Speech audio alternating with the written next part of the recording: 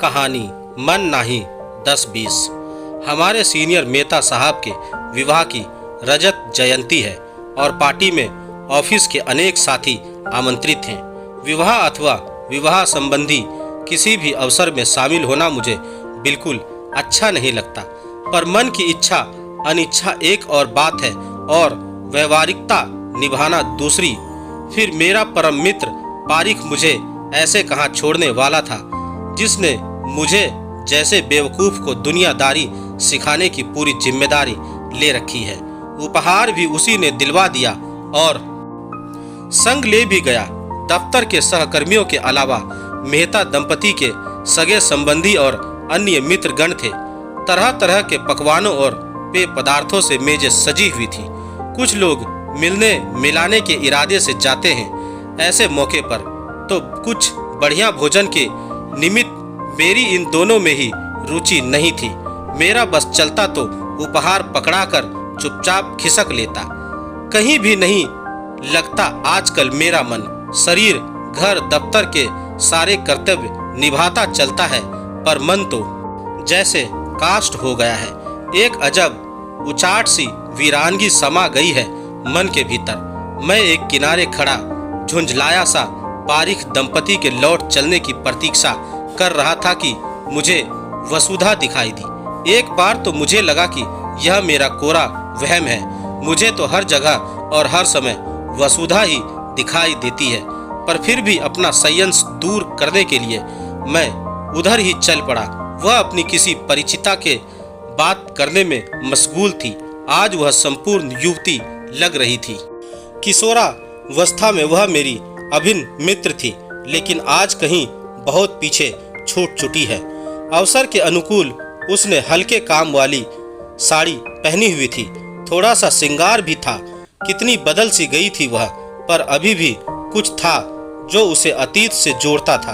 वह सम्मोहक मुस्कुराहट, आंखों में वही स्नेहहीन विश्वसनीय भाव। बहुत कुछ बदल कर भी तो वह मेरी वसुधा ही थी। कुछ देर में मैं उसे थोड़ी दूर से देखता रहा, फिर उसके पास जाकर खड़ा हो गया चुपचाप। उसने नजर उठाकर देखा और पहचानते ही अचकचा गई। अब तो संदेह की कोई गुंजाइश भी नहीं बची थी। एक बार तो जी चाहा उसका हाथ कसकर अपनी मुट्ठियों में पकड़ लूं, पर बुद्धि ने अपना क्रोध याद दिलाया, उसकी बेवफाई याद दिलाई। अब वह किसी की पत्नी है, मेरा कोई हक नहीं बचा था उस पर। हालचाल भी क्या पूछता, अच्छी भली तो लग रही थी। असमंजस की स्थिति में कुछ पल खड़ा रहा और फिर चलने को हुआ तो वह मेरा इरादा भांप कर बोली, क्या मैं कल थोड़ी देर के लिए तुमसे मिल सकती हूँ? मेरी प्रतिक्रिया पढ़ने के लिए उसने एक आशा भरी निगाह मुझ पर डाली, पर मैंने मिलने की कोई उत्सुकता नहीं दिखाई। तटस्थ ही रहा और अपना कार्ड पकड़ा कर लौट आया, बिना एक भी शब्द उससे कहे। रात को नींद कहाँ से आती, ना चाहते हुए भी विगत बार बार स्वयं को दोहराता रहा। आज करीब 15 साल के बाद देखा था वसुधा को, जिसमें से पहले 5 साल तो उम्मीदों से भरपूर ही बीते थे और फिर उम्मीदें बिखर गई तो शेष अवसाद और हताशा में डूबे बीते सुनहरे भविष्य के ख्वाब बुनना जिंदगी का एक हसीन हिस्सा होता है। और मैंने तो कोई ऐसा ख्वाब भी नहीं देखा था जिसके कि पूरा होने की कोई संभावना ना होती, पर शायद सपनों की नियति ही है टूट कर बिखर जाना। सब सपने यदि पूरे होते जाते तो वे स्वप्न ही क्यों कहलाते। 10 वर्ष पहले की वह रेल यात्रा आज भी ताजा है मेरी स्मृति में। गाड़ी की एक सुर आवाज, हिचकोले लेती चाल, लोगों की आवाजाही, आज भी आंख बंद करके मैं सब कुछ देख सुन सकता हूँ। अपनी शिक्षा पूरी कर ढेर सी उमंगे मन में लिए मैं जमशेदपुर लौट रहा था। अपना जन्म स्थान सभी के लिए प्रिय होता है। मेरा जन्म स्थान तो सुंदर भी था। खुली चौड़ी सड़कें, साफ सुथरी और हरियाली से भरपूर। एक आदर्श शहर के मॉडल सा छोटा सा आधुनिक शहर। बस एक ही मुश्किल थी, उच्च शिक्षा की कमी। स्कूली शिक्षा पूरी होते ही आगे की पढ़ाई के लिए हमें अपना शहर छोड़ना पड़ता था। पर असल बात तो मैंने आपको बताई ही नहीं।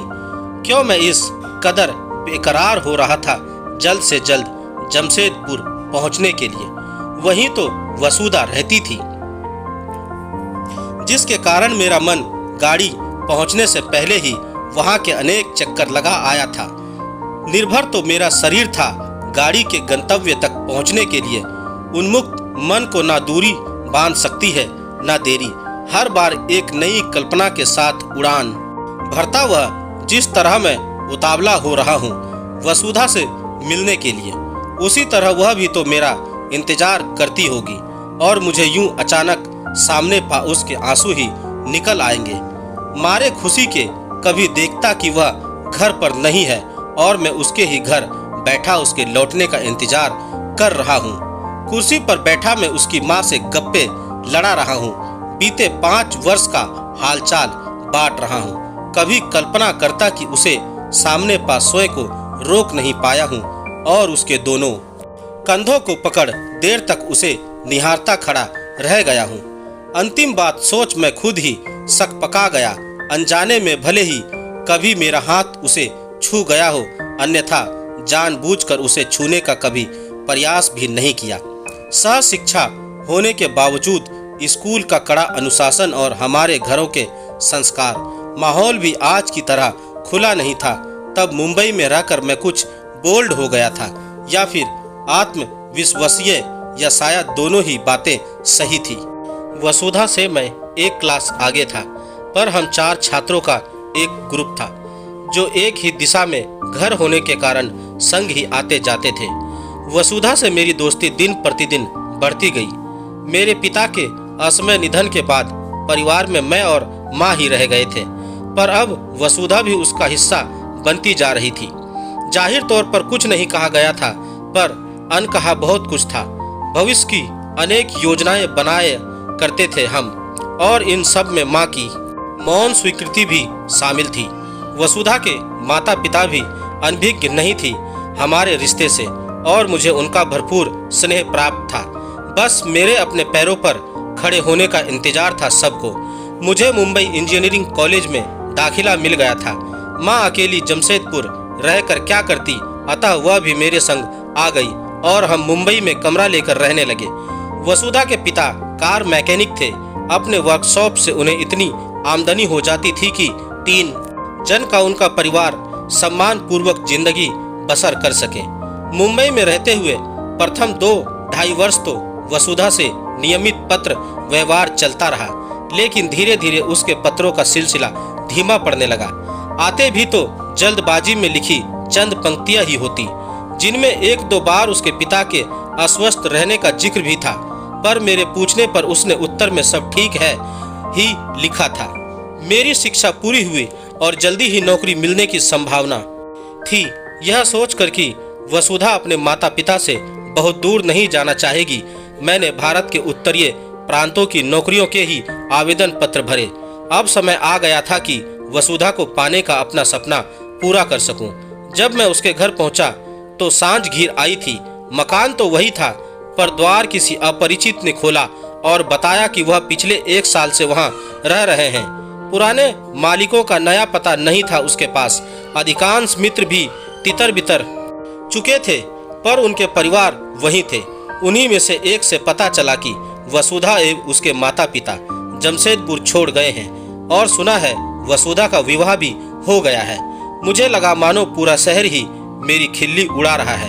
यह बात भी तो गले नहीं उतर रही थी कि वसुधा के माता पिता ने जबरदस्ती ही उसका विवाह अनियंत्र कर दिया होगा। वहां रुकने का कोई कारण शेष नहीं बचा था। पराया ही हो गया था मेरा अपना शहर मेरे लिए। मैं मुंबई लौट आया। 1-2 जगह नौकरी करने के बाद कलकत्ता की एक बड़ी फर्म में मुझे नौकरी मिल गई और मैं माँ के साथ यहीं बस गया। नदी के प्रवाह की मानिंद ही होती है काल की गति। समय भी जब आगे बढ़ता है तो बहुत कुछ चाहा अनचाहा अपने किनारों पर छोड़ता चलता है। ठीक नदी की ही तरह जिंदगी की त्रासदी तब होती है जब अपना कोई बहुत प्रिय, बहुत निजी किनारे पर छूट जाता है। पर जिंदगी को तो आगे बढ़ना ही होता है। पीड़ा और टीस मन में समेटे भीड़ में भी एकाकी होने का श्राप धोते हुए पर एक फर्क है दोनों में। नदी मुड़ती है, राह बदलती है तो सने सने, जबकि जीवन में एक पल, एक ही घटना किसी ऐसे मोड़ पर ला पटकती है कि सब कुछ बेमानी हो जाता है। बहुत कोशिश की मैंने वसुधा को भुलाने की, अपने समूचे अतीत को दिलो दिमाग से मिटाने की, पर कुछ बालहट ही होता है ऐसे पलों का, यादों में डटे रहने का। तभी तो आज उसे देख घाव की भीड़ टीसने लगा था। दूसरे दिन सुबह ही वसुधा का फोन आया और वह लंच के समय दफ्तर आ गई। हो सकता है उसने सोचा हो कि वह मुझे कहीं बुलाए तो मैं जाऊं या ना जाऊं। बहरहाल वह मेरे सामने थी और हम कैंटीन के शोर शराबे में न बैठ बाहर पार्क की ओर निकल गए। मेरे भीतर वसुधा के प्रति क्रोध से अधिक निराशा का भाव ही रहा है और अब वह जरूर यह बात समझ चुकी थी। यह भी जानती थी कि शब्दों के इस्तेमाल में मैं थोड़ा कृपण हूँ, अतः कुछ देर की खामोशी सहन कर उसने स्वयं ही बात छेड़ी। कारण भी नहीं पूछोगे, बस यूं ही नाराज बैठे रहोगे मुझसे, अब क्या फर्क पड़ता है, बस इतना ही कह पाया मैं। तुम्हें ना पड़े पर मुझे तो पड़ता ही है। तुमने तो यह मान लिया कि मैंने तुम्हारे साथ धोखा किया।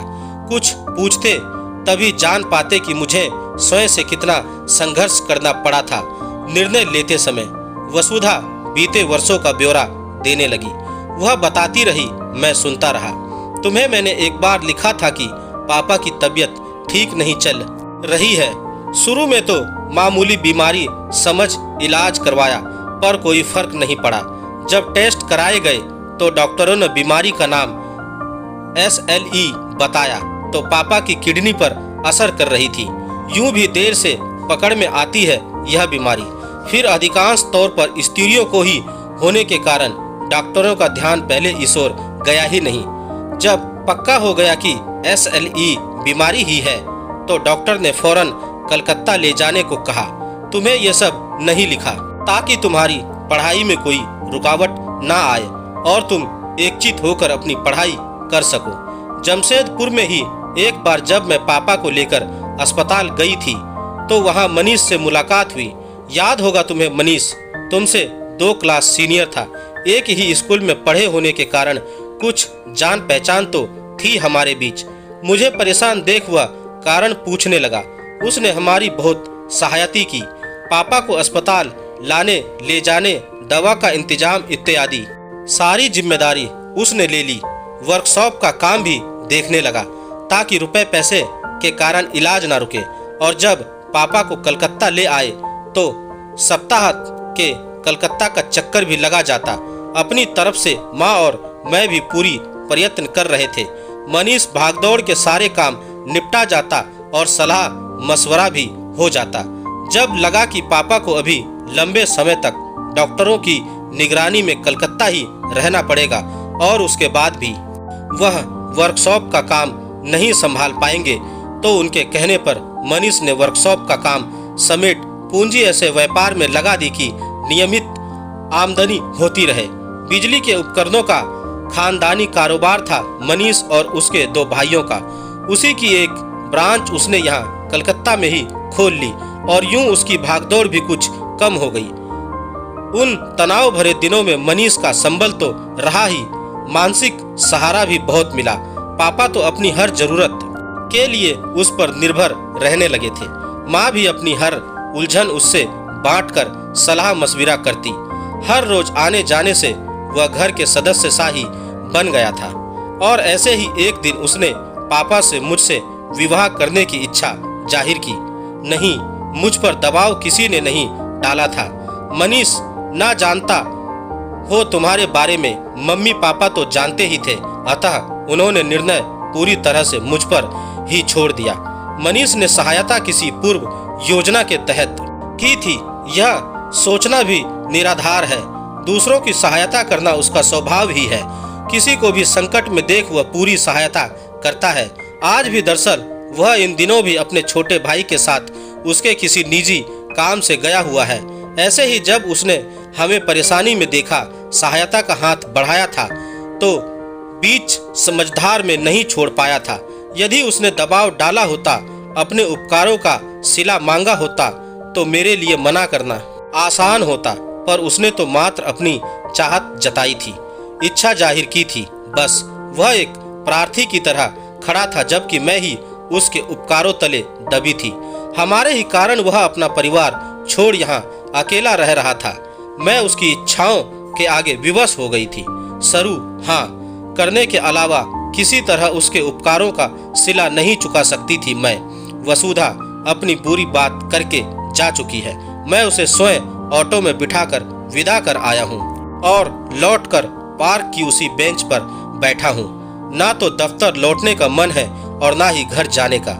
इस बीच पर उसके बैठे होने का एहसास अभी बाकी है। मैं इस एहसास को अभी कुछ देर और जी लेना चाहता हूँ। यह एहसास फिर कभी नहीं मिलेगा मुझे, यह जानता हूँ मैं। जीवन में चाहा हुआ सब मिल जाए, ऐसा किसके साथ हुआ है। मैं नियतिवादी नहीं, पर सत्य को स्वीकार करना आता है मुझे। वसुधा पर जो थोड़ा सा रोष बाकी था वह समाप्त हो चुका है। दैहिक स्तर से अलग था हमारा रिश्ता और ऐसे ही रहेगा। जिस शिद्दत से मैंने पहले उसे चाहा था वैसे ही आगे भी चाहता रहूंगा। पाबंदियां तो शारीरिक प्रेम पर ही हो सकता है, मन से जुड़ा रिश्ता कौन तोड़ सकता है, कौन सा समाज मर्यादित कर सकता है।